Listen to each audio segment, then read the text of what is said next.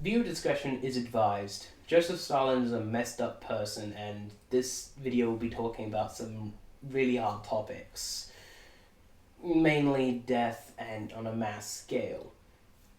And if you're uncomfortable with watching this video, be my guest to leave. You don't need to watch this. But if you do, be aware of those things, and yeah. Here's a quote. "Death is the solution to all problems. No man, no problem." That's a quote from Joseph Stalin and illustrates perfectly his mindset to fixing a problem, killing it. In this video essay, we'll be talking about 3 key events that focus on this mindset of just killing the problem instead of facing it in a effective way. This will be focusing mainly on the societal effects from all of these decisions, which I'll list right now.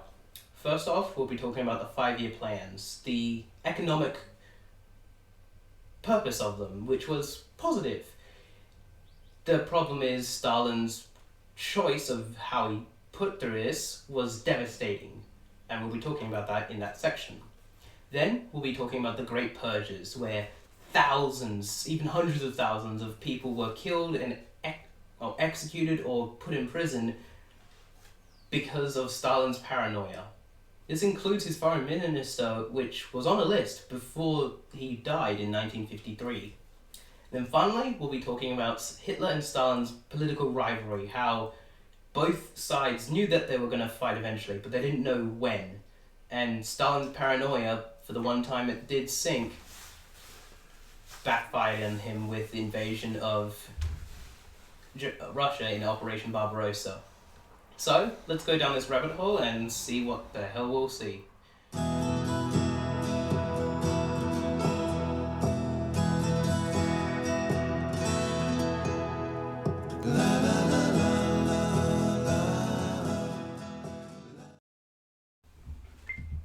In 1929, Stalin knew exactly what he wanted to do. He wanted Russia to become a massive power on the world stage. And how would he do this? Well, he did the same thing every other country in this time did. Or before he did anyway. Make Russia, instead of an agricultural society, which some, and possibly Stalin, saw as a weakness, and turn it into an industrialized society, thus being more focused on factories, warehouses, instead of farmers. Stalin's brutal actions in enforcing collectivization and the destruction of the kulak class were devastating. For reference, a kulak is a peasant who owns 3.2 hectares of land. That's an approximate size, by the way. But that's not that big. That's a pretty average to small sized farm, but Stalin weaved this large amount compared to most other peasants as proof that they are enemy of the class. Vladimir Lenin, his predecessor, who also displayed his distaste for the kulaks, called them bloodsuckers and vampires, which means the same thing, but whatever. Stalin used this hate for the kulaks and weaved it into a societal rampage against this people. Kulaks were allies to the Soviet Union during the Civil War years prior, as they preferred the Soviet Union over the White Army. Turns out this would bite them in the butt, as Stalin would go on a rampage, taking land from them through the 5-year plans and forcing collectivization. Many of these farmers, including the kulaks, would rather and did kill their own animals instead of giving it over to the state. Within 10 years, Stalin had collectivized 99% of the country. This is a remarkable amount. Now let's see how it's really bad. First off, the farms were run by government officials. This isn't inherently bad. It's just a bit suspicious, but okay. Then these government officials would take 90% of the production of these farms, leaving the last 10% for the farmers. This would cause great amount of famine. One which was a famine in the early 1930s, which I can't remember the exact name, so I'll put the name there. This famine, in some places, including modern day Ukraine, is classified as a genocide, as this focused on the kulaks, but this also affected the farming class. This may have also been another reason for Stalin to be able to push people into factories to create that industry that he so desperately desired. Stalin began the purges out of a paranoia so strong that he'd kill enemies and allies alike, and it all began in 1936, where the show trials began. The show trials were trials in the loosest of terms. As soon as any defendant stood in that courtroom, they were already dead.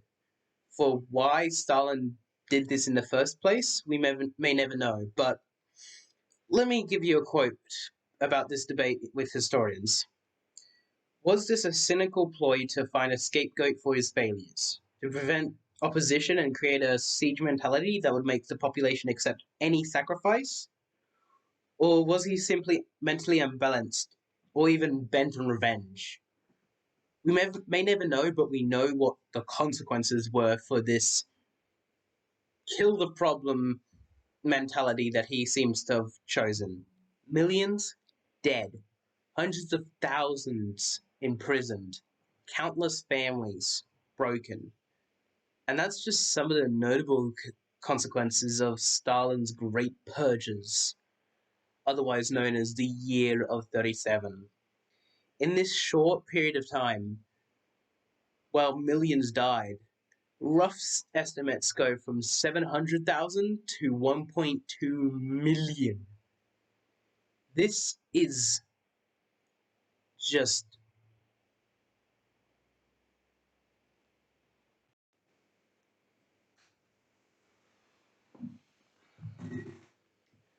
consequences are hard, and well, the purges had such great consequences. I needed a break, and that's fine.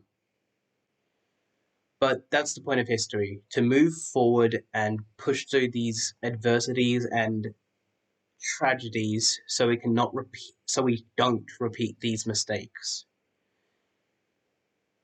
This episode's going to get way darker, maybe, but be aware of that, and let's keep on talking about this history. Trust is integral to any society, friendship, relationship. And with Stalin, that trust was broken to an individual level. Similar to the concept with the witch trials in Europe, you couldn't trust anyone because they could call you, in this case, a traitor. And that would usually end in your death. So trust was broken between the government and its people, the people between each other. And this has kind of stayed even past Stalin. World War II changed society on so many different levels. We'll be focusing on the political change in Russia. In this political change, it's not a change of ideology. People didn't start disliking Stalin or hating communism again. It was a change of who was around. Thanks to the purges, so many people were killed. Most of the old guard, or what you could call the old guard, people before Soviet Russia, were dead. And if they weren't dead, they weren't in Russia. This changed the political landscape in the sense that young people who never saw Russia being a monarchy or anything else really didn't know any better or any less. With that, World War II invigorated their patriotism for the USSR. Even with the boom of patriotism in the USSR, Stalin's brutality never waned. This is especially apparent in October 1942, after the beginning of the invasion of the USSR, and the amount of land lost. Stalin issued Order 227, more commonly known by its slogan, "Not a step back," or "No step back." Its translations change. This order essentially created penal battalions. A penal battalion is basically where you enlist convicts, aka prisoners, into the army. In these penal battalions, they were just chucked in the most dangerous lines in the front.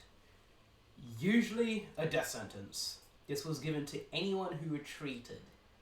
And if you retreated again, well, you get shot. This definitely shows Stalin's brutality never waned, as I said before. After the Winter War, Hitler grew in confidence, as the Winter War showed to Hitler that Stalin was inadequate in his competence of his army, of Stalin himself, and he knew that would be the perfect ally to fight what Hitler saw as the communist threat. And Stalin, on his part, did not recognize this obvious show of weakness, as soon after he would make a pact with Germany. He made a pact known as the Molotov-Ribbentrop Pact. That pact allowed half of Poland, bits of Romania, Lithuania, Latvia, and Lithuania, and a bit of Romania, all to Russia. Now, this was agreed upon by both sides, but Stalin did not seem to notice how that loss in the Winter War showed weakness and was still confident in this non-aggression pact. This pact that Hitler would destroy in the beginning of the Operation Barbarossa. Also, apologies for mixing up Hitler and Stalin, they're both pieces of garbage, so I get their names mixed up. After the Pyrrhic victory of the Winter War, Hitler felt self-assured about Stalin's weakness in his army, as well as gaining a new ally with Finland. This puts Stalin in a precarious position without him even noticing. As going through the war, Stalin gained less and less confidence with the allies, such as Britain, thinking they were trying to push him into a war with Hitler, feeding him fake information. While thinking this, Hitler was creating forces on his border, arming, preparing for an invasion, while Stalin stood there and didn't do anything. Then Operation Barbarossa began, sweeping through Poland, Ukraine, Lithuania, Estonia, Latvia. This pushed so far that it became on the gates of Moscow, the capital of Russia. With this, Stalin panicked. Some sources say he legitimately had a panic attack. Understandable in the circumstances, but still. And just before he stood on the train to leave Moscow, he decided, no, I stay. This, coming from me, a avid hater of Stalin, is, well, it sounds awesome. And yeah, it's one of the few things that Stalin did right. Well, yeah, right. So, he stood, and he issued Order 227 in October 1942. During this major push into German territory, Stalin demanded to the rest of the Allies, like the Americans and the British, that they must open another front. Initially hesitant, they brushed off until Russia started winning. This caused them both to go, oh no, we need to open another front so Stalin cannot control the whole of Europe as a communist puppets. Thus, the invasions of Italy and of the most notable D-Day began planning and effect. This shows how Stalin's actions have consequences even beyond Russia, as D-Day will be later known as the largest naval invasion in history. In this video essay, we've been talking about how Joseph Stalin, this evil man, and his horrific deeds changed Russian society on three distinct levels throughout this video essay. First, with its industrial and economic, would be the proper term. Then through the societal damage known as the Great Purges. And finally we wrapped up with a political change, from the change of the old guard into the new. With Stalin's death in 1953, many things changed. For one, a massive power vacuum that was fought upon by Stalin's successors. Notably, the winner of this vacuum was Nikita Khrushchev, who followed a policy of, quote, de-Stalinization to pull back many of Stalin's reforms and ideas. This resulted in a destabilization that can still be felt today. But the thing that Stalin definitely has pushed through all of the USSR and its successor states till this day is fear. Most of those countries are dictatorships, not all, but most. And that's because of Stalin's reign of terror, making it perfect for someone to fill in the gap and continue that dictatorship. That fear has never gone away, as I said before. In modern day Russia, Putin is running with that kind of fear.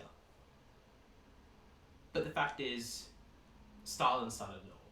And, well, that's the most lasting effect I can think of. That fear.